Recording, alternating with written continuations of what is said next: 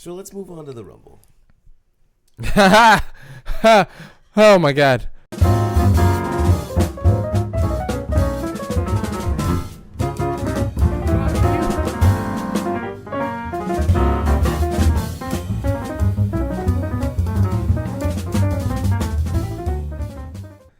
Um, First and foremost, I'm gonna be the contrarian that everybody seems to think I am, and I liked the Rumble. I liked both Rumbles. Um, Yeah, I like the Rumbles. Yeah.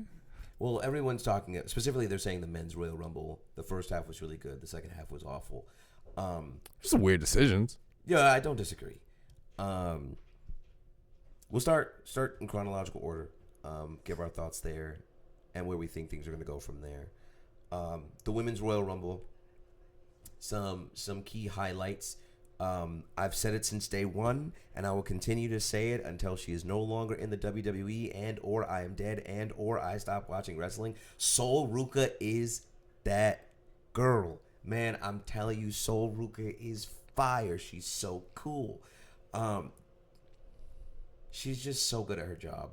And everything that she did in terms of that match, some really cool moments. Hitting that soul snatcher, not even in the corner like she normally does. She hit it off the middle or off the top rope, in the middle of the ring. Hit somebody with a soul snatcher and then threw them out.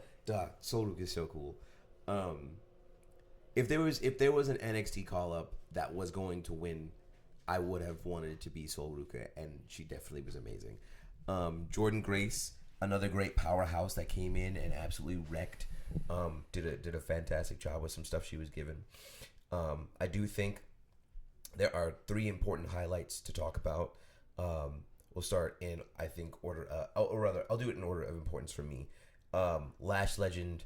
While I'm not particularly a fan of Lash Legend, Lover. she did amazing in that Rumble. Most eliminations, I don't think she was the Iron Woman. I think that was Sol Ruka, but it's Charlotte Flair. Charlotte Flair was the Iron Woman. But Lash Legend absolutely did amazing in that Rumble. She was effectively the Nia Jax this year, because it's usually Nia Jax or Piper Niven, although I think her career is done, unfortunately. Or, there's usually some big-bodied woman that's in there and just is destroying things. And that was her this year. She did fantastic.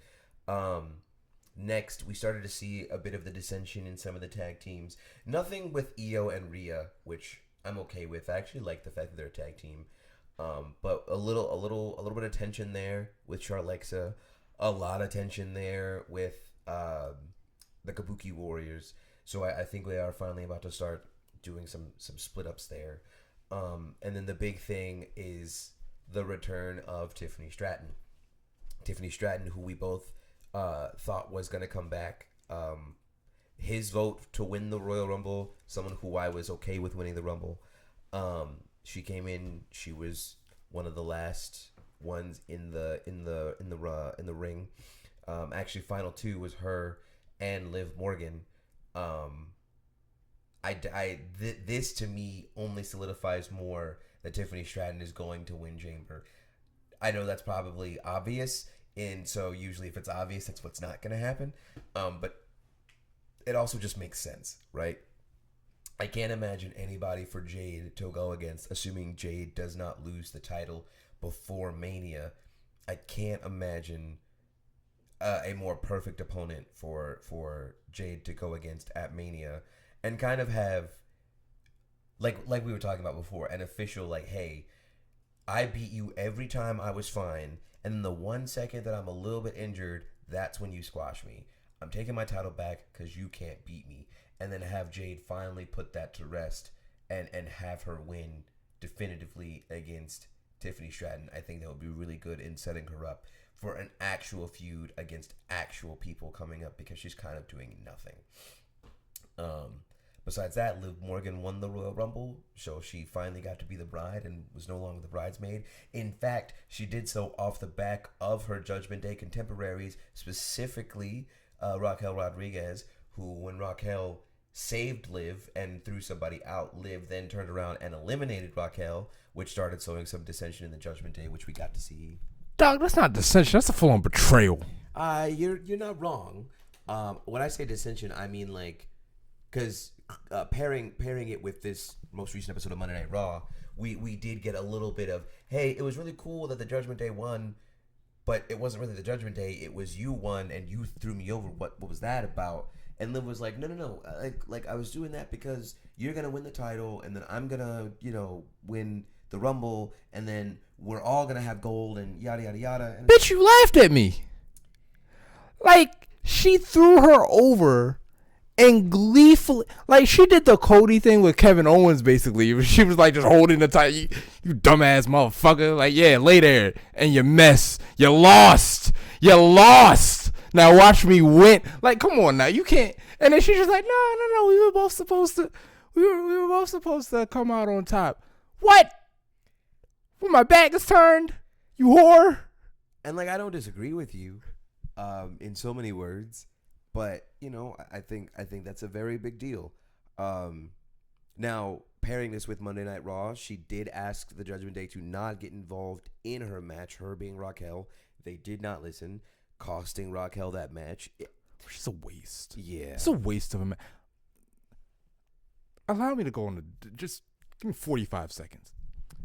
Clock starts now. Not only was that a waste of a match to put that on right after the Rumble if you weren't going to switch the title, but I would dare say it's a waste of a Liv Morgan Rumble win, because peak drama, in my opinion, is I finally won the Rumble.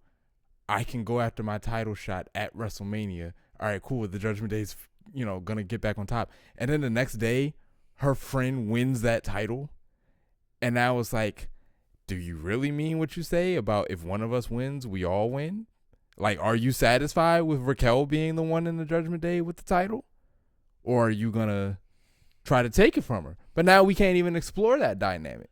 I don't disagree, although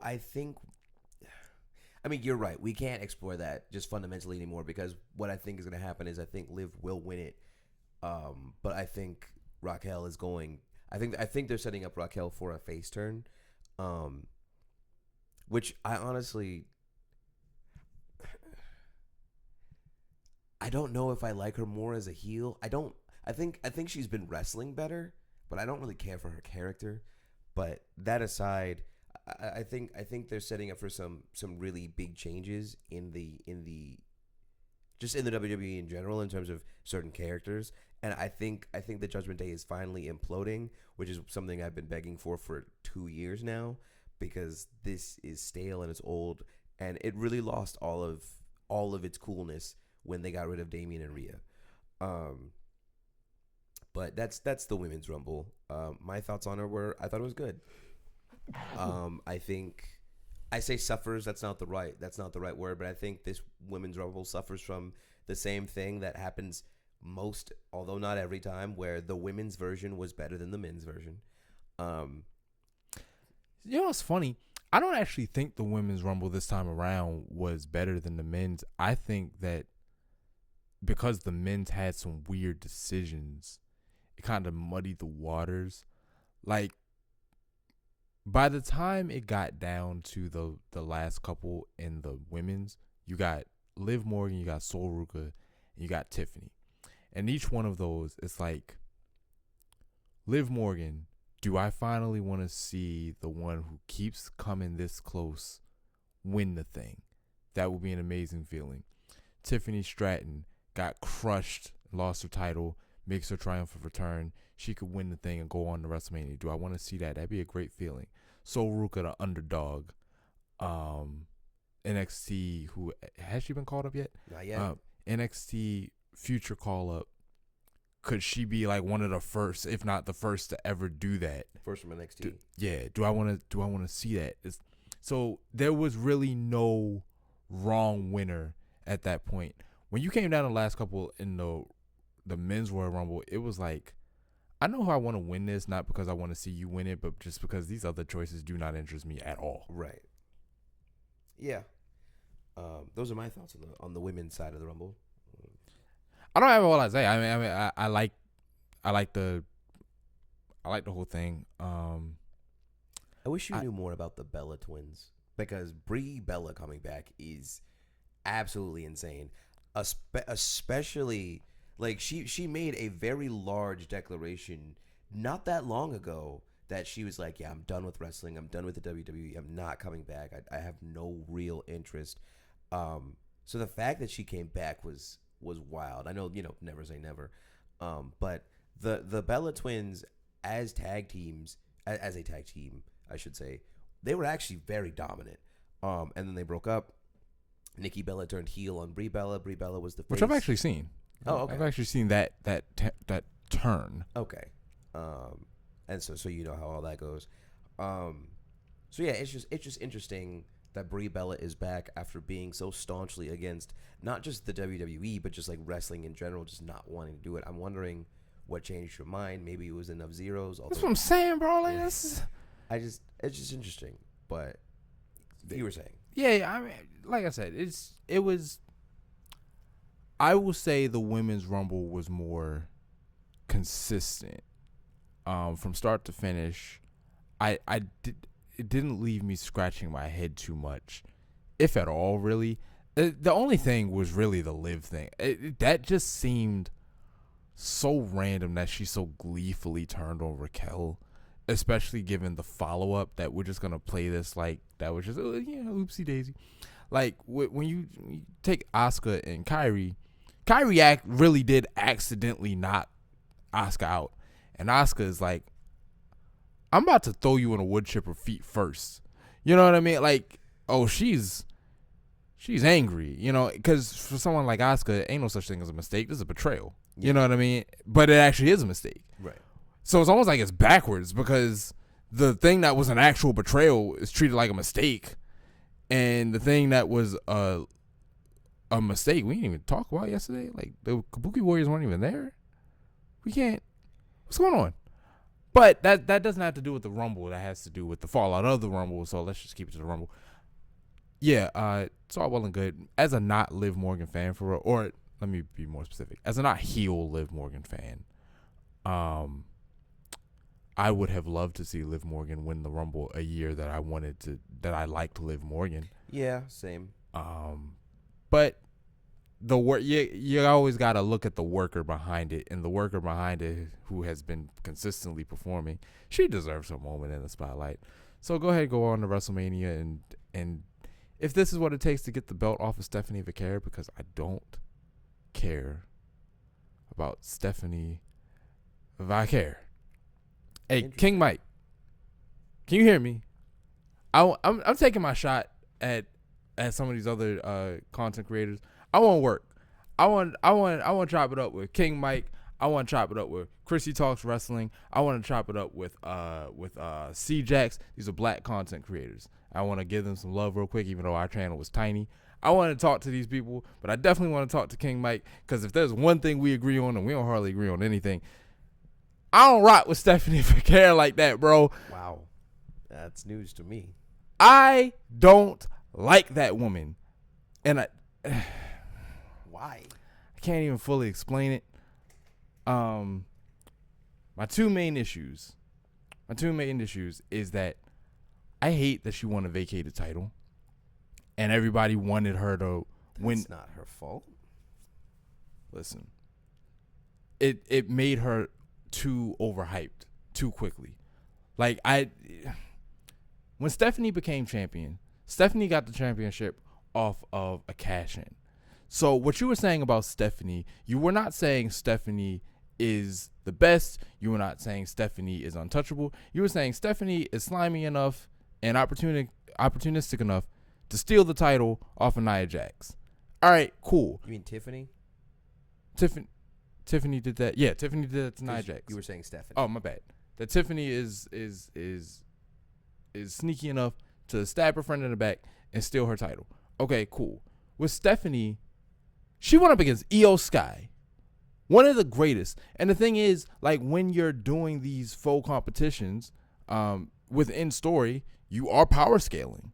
You know what I mean? And what you're telling me is Stephanie Vaquer, on her best day against Io Sky, on her best day, on a one-on-one, is definitively better than Io Sky. I don't think it's too quick. So ever since then, I was like, Nah, yo. And the other reason is me being a hater, and I will freely admit that. The other reason is, and I've seen all the talk, so I know there's some validity to it. Half these niggas only rock with her because of the devil's kiss. And I'm like, yo, y'all don't even like yo like that. Y'all like the fact that she puts heads between her thighs, and they're nice thighs. They're nice thighs. But y'all don't care. Y'all don't care about her like that. Y'all don't care about wrestling like that. Y'all horny. Y'all, like, relax. Okay, well, I don't know who. Sure, I don't personally agree. You're a man of class. I get that that's not why you like her, but that's why a lot of homies like her. I liked her theme song. They changed it, and now her theme song sucks. But, what was that? That happened yesterday, right? Yeah. Like, what the fuck? No, I just. This is gonna sound really strange coming from a straight male in his 30s, but I watch wrestling for the wrestling. Of course. So She's a great wrestler. yeah, She's overpushed. I don't think I agree with that. There is no story reason why she needed to hang on to the title yesterday. There just isn't. She should have taken that L. Honestly, she shouldn't even have the title. Naomi had to go away. Well, actually, to be fair, even if Naomi hadn't gone away, she might have the title by now. And I think I'll feel a little bit better if she had recently gotten the title by now. Because you would not have to have said on her first crack at one of the greatest, she just took it. You know what I mean? Because if Naomi had not had to go away on maternity leave, what would she be? She'd be approaching what, like 9 months or something as champion? Something like that. Yeah, so it'd be a long enough reign. So if Stephanie would have taken it from her, okay, yeah, fine. But Stephanie was just like, well, the company was just like, we need another women's champion. We're not going to put it back on Io, which I feel like they kind of booked themselves into a corner because you didn't have to have Io in that final match if you didn't want to. You know what I mean? So I don't rock with Stephanie like that. But the Rumble was good.